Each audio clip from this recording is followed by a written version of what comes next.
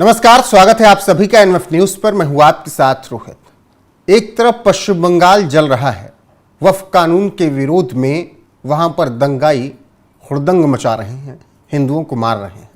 वहीं दूसरी तरफ महाराष्ट्र के नासिक में भी मुर्शिदाबाद वाला ही बवाल हुआ है। हालांकि यहां पर वक्फ कानून के विरोध में नहीं हुआ, लेकिन ऐसा लगता है कि अंदर से भड़ास तो है ही। यहां पर एक अवैध दरगाह गिराने के लिए नोटिस जारी किया गया। 1 तारीख को नोटिस दे दिया गया, 15 दिन का टाइम था। 16 तारीख को पूरा हो गया टाइम, लेकिन दरगाह कमेटी ने अवैध दरगाह नहीं तोड़ी। फिर इसके बाद नगर निगम ने एक्शन लिया। अब जब एक्शन लिया तो वहां पर पुलिस वालों पर पत्थरबाजी हो गई। बहुत सुनियोजित तरीके से पत्थर बरसाए गए। पुलिस वालों ने बताया कि लोग छतों पर चढ़कर पत्थर मार रहे थे। जो तस्वीरें आई वो बेहद भयावह हैं। पहले तो ये बुलडोजर वाली तस्वीरें आप देख रहे हैं किस तरीके से कार्रवाई हो रही है, क्योंकि पत्थरबाजी होने के बाद भी अब ये देखिए पुलिस एक्शन कैसे ले रही है। ये तब की तस्वीरें हैं जब दंगाई पत्थर लेकर आए और पुलिस वालों पर उन्होंने पत्थर मारना शुरू किया। 20 से 30 पुलिस वाले घायल बताए जा रहे हैं। और ये देखिए अस्पताल की तस्वीरें गवाही दे रही हैं। लगातार बेड लगे हैं, उस पर पुलिस वाले पड़े हैं। किसी के सर में चोट, किसी के पैर में, किसी के हाथ में। पंकज प्रसून जी, मुर्शिदाबाद हो, भांगर हो, मालदा हो, हावड़ा हो, या फिर बिहार का कोई इलाका हो, झारखंड का हजारीबाग हो, नासिक का, महाराष्ट्र का नासिक हो, हर जगह, नागपुर हो, इंदौर हो, भारत की जीत पर हर जगह पत्थर ही चलते हैं। नहीं, मैं सिर्फ इतना जानना चाहता हूं कि सिर्फ एक ही तरह के लोग पत्थर क्यों चलाते हैं। कभी सोचिएगा, क्योंकि इस देश में अगर संख्या के लिहाज से कहे तो कभी किसी सिख को मैंने नहीं देखा पत्थर एक ही फेंकते हुए, जैन को नहीं देखा, बौद्ध को नहीं देखा, पारसी को नहीं देखा, क्रिश्चियन को नहीं देखा। ये सब पत्थरबाजी करते हुए आपने नहीं देखा हो। सिर्फ वहीं से क्यों? दूसरी बात, पहले मैं ये घटना बता देता हूं क्या है, ताकि लोगों को समझ में आ जाए कि ठीक क्या हो रहा है। एक काठे मोहल्ला है नासिक में, और काठे मोहल्ले में एक सतपीर बाबा की मजार है। वहां पे वो इलीगल है। ये अब कोर्ट में चूंकि प्रूफ हो गया, इसलिए मैं बोल रहा हूं। ये मामला पहले नासिक डिस्ट्रिक्ट कोर्ट में गया, अतिक्रमण वाला, फिर उसके बाद मुंबई हाई कोर्ट में गया। मुंबई हाई कोर्ट के आदेश से यह हटाया जाना था। कोर्ट ने कहा था कि ये इलीगल है, 100% वो हटा। जो ट्रस्टी थे वहां, जो मजार वाले, वो उन्होंने शाम को खुद ही हटाने की प्रक्रिया शुरू कर दी थी। उनको कोई एतराज नहीं था। फिर पुलिस आई, हटा रही थी। पता नहीं जिन लोगों का न 3 में है न 13 में, उनको कुछ लेना देना नहीं है। उनको लगा कि मजार हटा रहे तो इस्लाम अब खतरे में। अब वो भीड़ इकट्ठे होकर पुलिस वालों पर हमला कर दिया उन्होंने। अगर जिसकी मजार, जो ट्रस्टी है, वो हटाने को राजी, बॉम्बे हाई कोर्ट का आदेश है, कोर्ट का आदेश है, वो प्रशासन सिर्फ कोर्ट के आदेश की तामील करा रही थी। तो ऐसा भी नहीं कह सकते कि सरकार ने किया है किसी ने। मतलब आरोप तो ये भी नहीं लगा सकते कि चूंकि बीजेपी की सरकार इसलिए किया, तो वो तो हाईकोर्ट का आदेश था। हाईकोर्ट के आदेश से प्रशासन के लोग वो मजार को हटाने पहुंचे। वहां के ट्रस्टी हटा रहे हैं, लेकिन आसपास रहने वाले, मैं नाम लेता हूं, मुसलमानों को यह लगा कि इस मजार के हटने से इस्लाम खतरे में आ जाएगा, और पत्थर चलाना शुरू कर दिया बेवजह। और सबसे बड़ी बात मैं बताऊं, जब यह दिन में अतिक्रमण हटाओ अभियान चल रहा था तो वो चुपचाप रहे। शाम का इंतजार किया, थोड़ा देर ढलने का। आप देखिएगा जब पुलिस फायरिंग कर रही है ना, इसका मतलब यह है कि वो चाहते थे कि अंधेरा हो, और ताकि तब मैं अपना उत्पात शुरू करूं। देखिए तस्वीरें बता रही है कि जब हटा रहे हैं तो उस वक्त दिन है, और जब ये पुलिस वाले अश्रु गैस के गोले छोड़ रहे हैं तो ये शाम है, रात है। बाकी ये तस्वीरें भी गवाही दे रही हैं कि पुलिस वालों के साथ क्या हुआ है। बिल्कुल। अच्छा बताइए कि यहां पे किसकी गलती है? मान लिया कि कहीं भारत जीत जाता है आईपीएल मैच में, आप पथराव करना शुरू कर देते हो, तो कह सकते थे कि चलो भाई जो फैंस हैं वो नारे लगा रहे थे भारत माता की जय, तो आप आहत हो गए। चलिए मैं एक क्षण के लिए मान भी लेता हूं कि वक्फ बोर्ड के चलते बहुत ये रिलीजियसली चार्ज है, इस वजह से ये हुआ है बंगाल। यहां पे क्या है? यहां तो कुछ मतलब ही नहीं है। अवैध मजार थी, केस लड़ा, नासिक डिस्ट्रिक्ट कोर्ट में लड़ा, फिर हाई कोर्ट गए, हाई कोर्ट ने कहा कि लीगल है, हटा दो। अब इसमें क्यों पथराव करना? हम्म।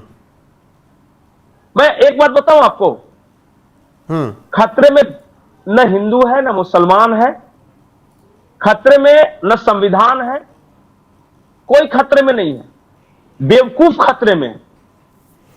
एक निदा फजली की शेर है, मैं आपको एक लाइन से बताता हूं। मस्जिदों से उठ उठकर नमाजी चले गए, मस्जिदों से उठ उठकर नमाजी चले गए, दहशतगर्दों के हाथों में इस्लाम रह गया। एक और महत्वपूर्ण बात बताता हूं, इसको इस देश के आम मुसलमान गौर करें। ये तो कोर्ट का आदेश था, प्रशासन कर रही थी। आपने जो भी जिन लोगों ने किया पथराव, अब सोचिए कि पथराव करने के बाद क्या होगा। वो तो मजार हटनी थी, हट गई। अब आपने जितने देर पथराव किया, आधे घंटे 1 घंटे किए होंगे मुश्किल से। उसके बाद अब आपका परिवार पे क्या होगा? पुलिस छापे मारेगी, पकड़ा के जाएंगे, जेल में जाएंगे, केस लड़ना पड़ेगा, पैसे देने पड़ेंगे वकीलों को, बर्बाद हो गया। एक क्षण की बेवकूफी क्या अंजाम दे सकती है, जरा सोचिए आप। रोहित, मैं गया हूं वहां मुर्शिदाबाद में, देखा हूं कि जो लोग भी शक के बिना पे उठाए गए, उनके कई परिवार वालों से जाकर मिलिए जी। जिन लोगों के कहने पर इन्होंने किया होगा, वो कोई मदद को नहीं आ रहा, कोई मदद को नहीं आता भाई साहब। बिल्कुल, लेकिन ये बातें समझ कहां पा रहे हैं? महिलाओं को दिन दिन भर धूप में बैठे हुए, ये पत्थरबाज और दंगाई ये बातें समझ नहीं पा रहे हैं पंकज जी। सबसे बड़ी बात तो यही है, नहीं समझते। इनको क्या लगता है पता है, मैं आपको बता दूं साइकोलॉजी, इनको लगता है ना कि मैं पत्थर फेंक रहा हूं या आग लगाऊं तो इस्लाम के लिए कुछ कर रहा हूं, मतलब इस्लाम की बड़ी खिदमत कर रहा हूं। ऐसे में अगर महाराष्ट्र की चर्चा की जाए, फडणवीस राज की चर्चा की जाए, सबसे पहले तो अवैध जो भी चीजें हैं उन्होंने ये ऐलान कर रखा है, उनको हटाया जाना चाहिए। वो चाहे पुणे में एक दरगाह हो जो कि समुद्र के पास बनी है, जिसको लेकर 26/11 हमले के बाद ही कहा गया कि यह खतरनाक हो सकती है और इसे हटाया जाना चाहिए। मई में उसको भी हटाने का प्लान है। इसके अलावा चाहे पिंपड़ी चिंचवाड़ में अवैध घुसपैठियों हो, 900 एकड़ जमीन खाली करवाना हो, वहां पर फडणवीस सरकार ने बुलडोजर चलवाए, काम किए, नगर निगम ने वहां पर भी सफाई अभियान चलाया। और भी ऐसी प्लानिंग है महाराष्ट्र में कि अवैध जो कब्जे हैं उन्हें हटाया जाएगा। तो इसमें अगर सरकार ये काम कर रही है तो ये तो सबकी अच्छाई के लिए है। नहीं देखिए, एक अच्छा, चीज तो फडणवीस सरकार कुछ गलत कर रही है क्या ये काम करके? मुझे ये समझाइएगा, दर्शकों को ये समझाइएगा। नहीं, मैं एक चीज सिर्फ जानता हूं कि जब भी इस तरह इलीगल स्ट्रक्चर हटता है तो सामने वाला कोर्ट जाता है, दलीलें होती है, दोनों पक्ष के सुनने के बाद ही कोर्ट फैसला देता है ना। एक तरफ आप कहते हैं कि हमें न्यायपालिका पे भरोसा है, देश के संविधान पे भरोसा है, और जब उसी देश के संविधान कानून के अनुसार, वही न्यायपालिका के अनुसार जब अतिक्रमण हटाओ अभियान होता है तो कहते हैं कि हम विरोध करेंगे, पुलिस कर्मियों को मारेंगे, पथराव करेंगे। चाहते क्या हो? मैं जो आपने पिंपरी चिंचवड़ वाली बात बताई है, वहां अवैध कब्जा एक दिन में नहीं बढ़ा है, बढ़वाया गया है। मैं पूरी जिम्मेदारी के साथ बोल रहा हूं कि वो जो स्थानीय लोग हैं आरोप लगाते हैं कि एनसीपी कांग्रेस से कुछ छुड़बैये नेता शामिल थे, जिन्होंने बकायदा उनको बसने दिया ताकि उसका वोट बैंक बढ़े। यह भी सच्चाई है, एक एंगल ये भी है। यह अतिक्रमण हटाओ अभियान अभी क्यों चला? पहले भी चल सकता था, उद्धव ठाकरे की भी सरकार तो पहले क्यों नहीं चल पाया? फडणवीस राज में ही क्यों चल रहा है, उद्धव ठाकरे के राज में क्यों नहीं चल पाया? नहीं, इसलिए मैंने बोला ना, मैंने जवाब दे दिया कि स्थानीय लोगों का आरोप है कि कुछ एमसीपी जो शरद पवार वाला गुट है और कुछ ये कांग्रेस के नेताओं ने उन्हें बकायदा बसाया है ताकि यार वोटर आई कार्ड वगैरह दिया है ताकि उनका वोट बढ़े ना। अब इलीगल बांग्लादेशी रोहिंग्या आएंगे, उनको वोटर आई कार्ड, उनकी खिदमत की जाएगी, और इसलिए सिर्फ कि भाई 50 परिवार बसाया है, 55 आदमी ऑन एन एवरेज रहेगा, तो 55 250 वोट मेरे बढ़ गए। अगर इस तरह से नेता सोचेंगे तो बताइए देश का क्या होगा?